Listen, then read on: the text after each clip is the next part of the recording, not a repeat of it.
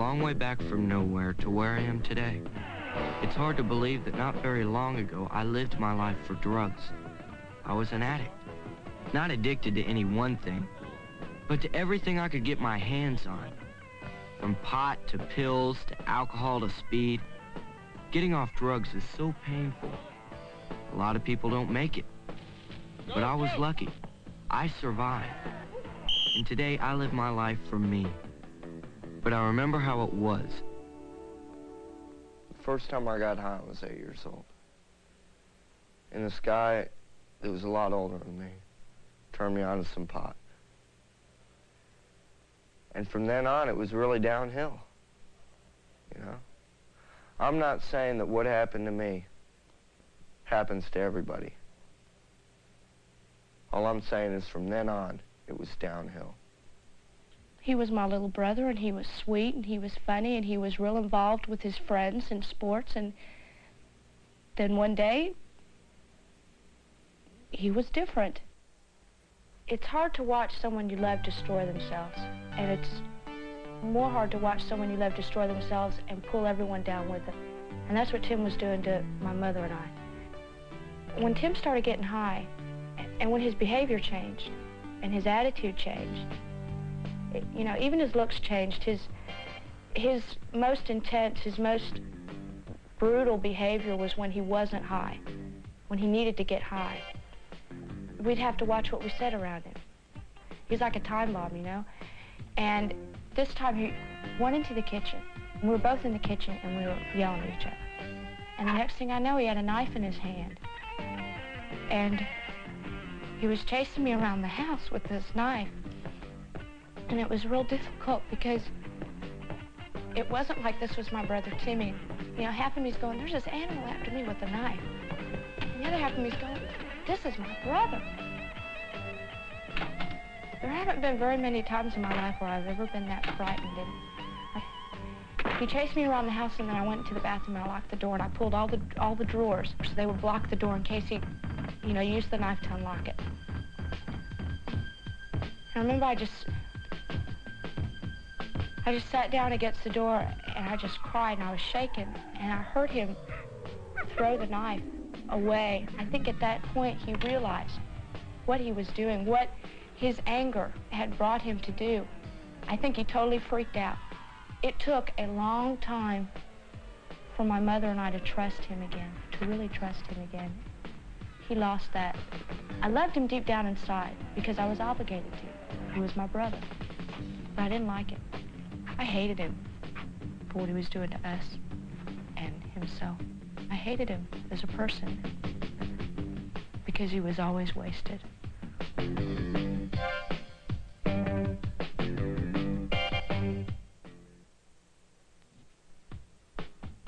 The first thing you start to lose is your mind.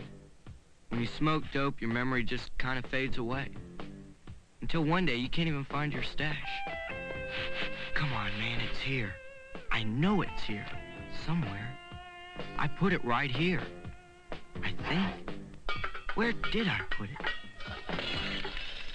He used to steal money, and he'd steal whatever he could to get, you know, that he could get money for, that he could trade, so he could, you know, get drugs.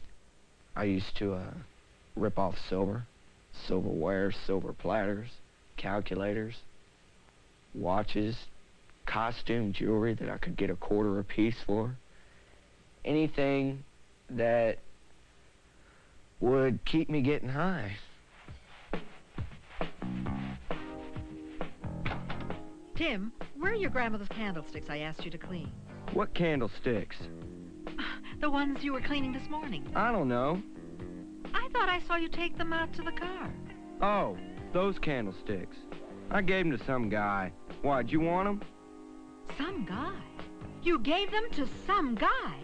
Yeah, for a few bucks. No big deal. Timmy, those candlesticks have been in the family for over 50 years. When I started getting high, I don't know why, but I became rebellious against school. I mean, I'm not saying that everybody likes school. Some people, I mean, almost everybody I know doesn't like school, but they follow through with it. They'll do it. You know, only because they know that it'll help them out in the future. But when I started getting high, I hated school. I was almost always late. I was always so stoned, I never cared about doing my homework. Okay, class, you've had over a week to complete your homework assignment.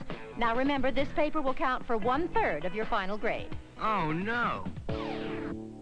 The most fortunate thing was that my mother didn't go through a long period of denial. And that's the most damaging thing for the family and the drug abuser.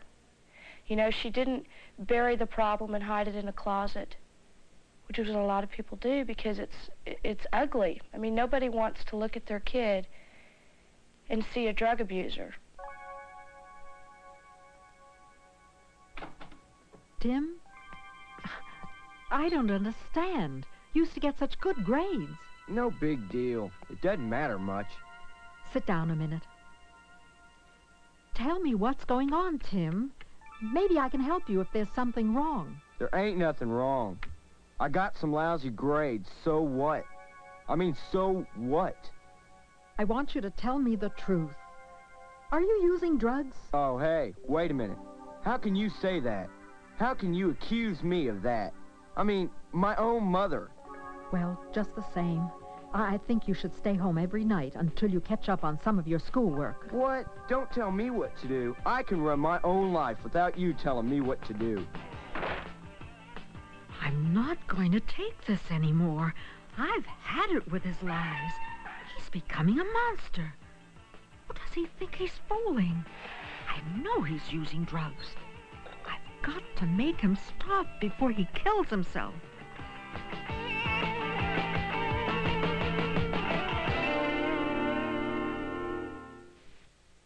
The peer pressure was incredible. The peer pressure at school with the attitudes were, if you didn't get high before school, you didn't need to go to school. If you didn't get high after school, then something's wrong. You're starting to stay straight. If you didn't get high during school, then you're being watched by the principal. I always felt the need to go smoke a number before school in the alley, because everybody else did. Or at least I thought everybody did. Some kids knew better. They knew how to say no. Hey, Tim, how you doing? Oh, hi, man. Yeah, I'm real good. Real good. How are you? Want a hit? No, I don't do that stuff. Everybody, when they go under extreme pressure, whether they create it or it's thrust upon them, they have to have something to help them cope with the pressure. Some people read a book. Some people go see a movie. Some people get involved in sports. Tim got involved in drugs. Nobody likes sports if they're getting high.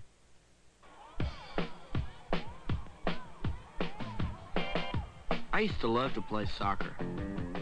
But when I started getting high all the time, I'd go to the games stoned. Then I'd get stoned again when I got there. I thought it would help me play better, but all it did was screw me up.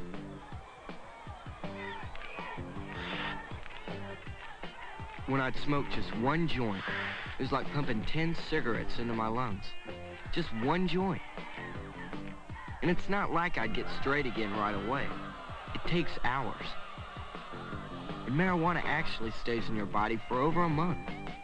It slows you down until you just don't care whether you play or not, or win or not. And pretty soon, it starts to show.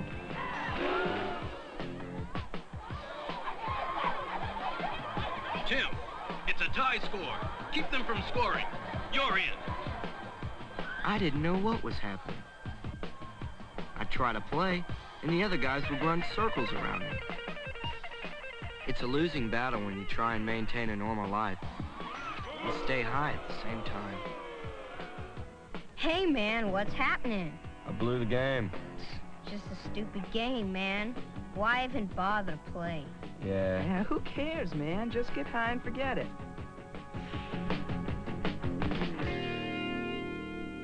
I would say yes because my best friend beside me was saying yes. And I'd do whatever he did. Then it got to the point to where whether I wanted to say yes or no, I couldn't because I needed more.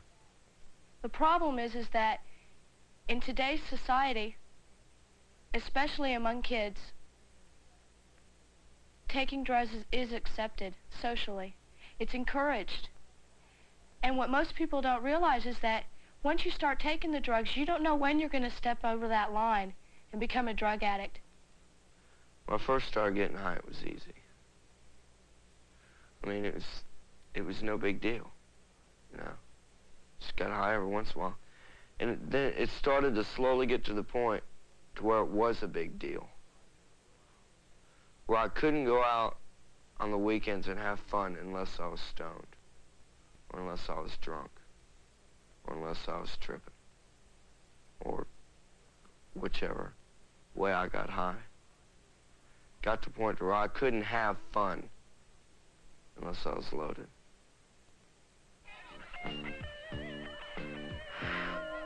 Hey, you want to get high? No. Hey, come on, it's all right.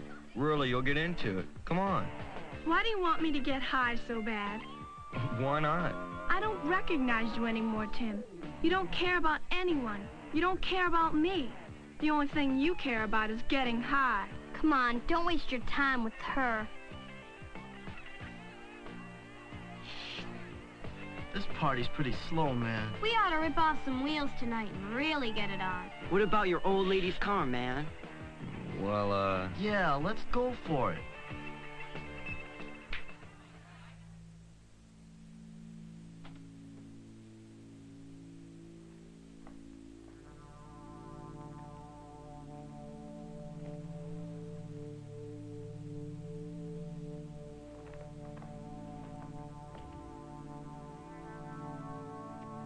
Okay, I've got him. Let's roll the car out and then start it up.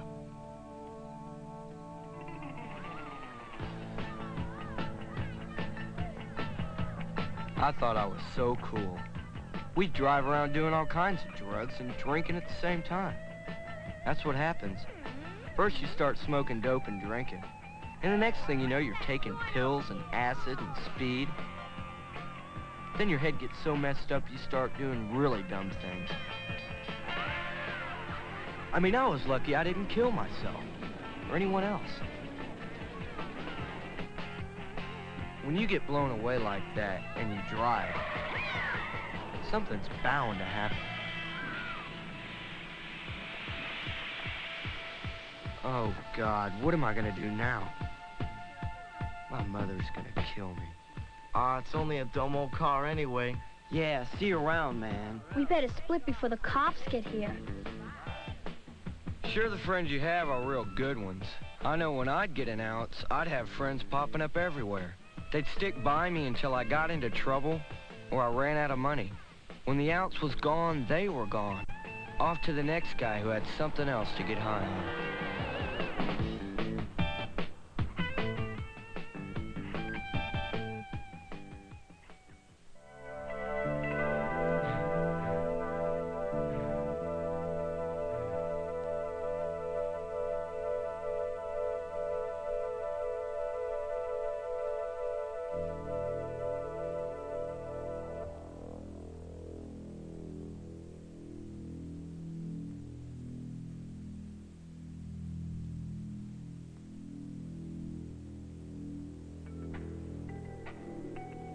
What am I gonna do? I can't keep going on like this. I can't stop drinking. I can't stop smoking dope. I can't stop taking pills. I can't stop doing speed. I swore when I first started, I wouldn't let it get to me. But I don't even know who I am anymore. I feel like a little kid who's becoming an old man overnight.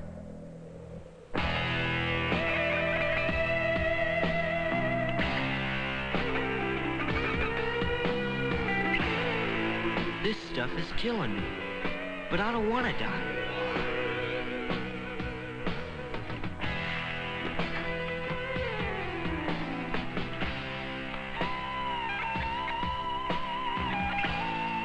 I need a drink, man.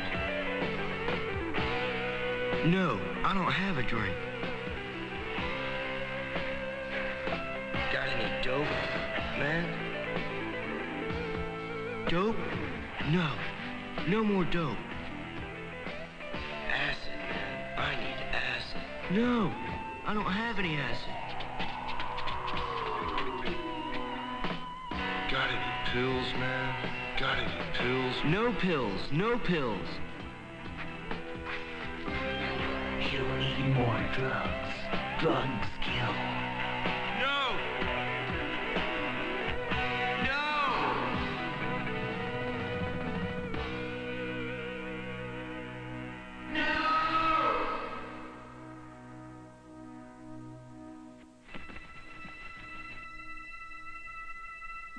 Oh, no. Oh, my God. I'm gonna be sick. I'm gonna be sick.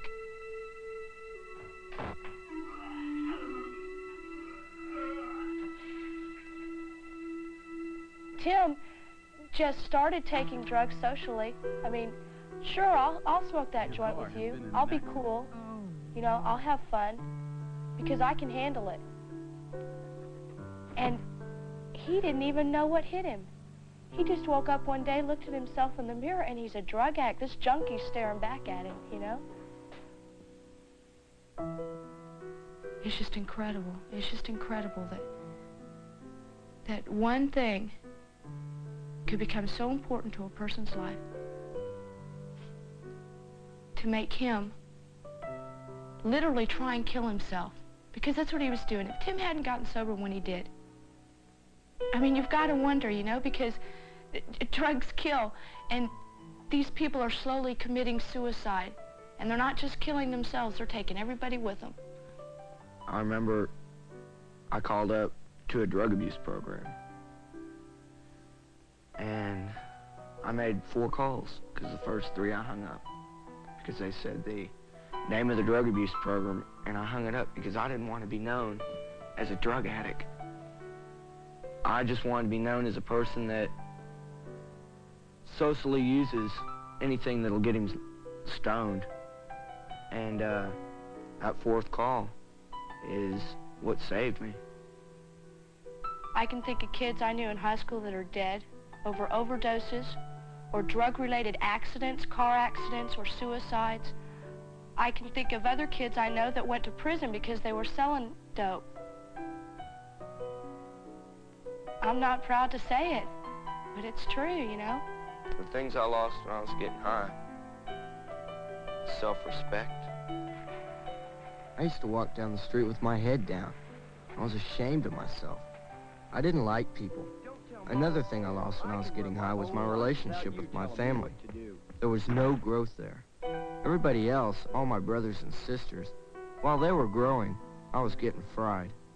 I lost my friendships with the good guys I used to go to school with, all the winners, the people that were on the soccer team, and the teachers. When I started getting high, they didn't want any part of me, and I didn't want any part of them.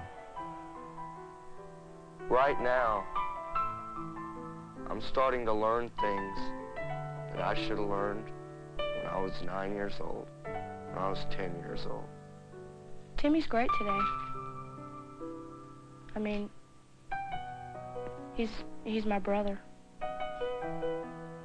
And he never was before. There are so many good aspects of staying straight. The best times I ever had were doing things I really liked. Playing sports and winning.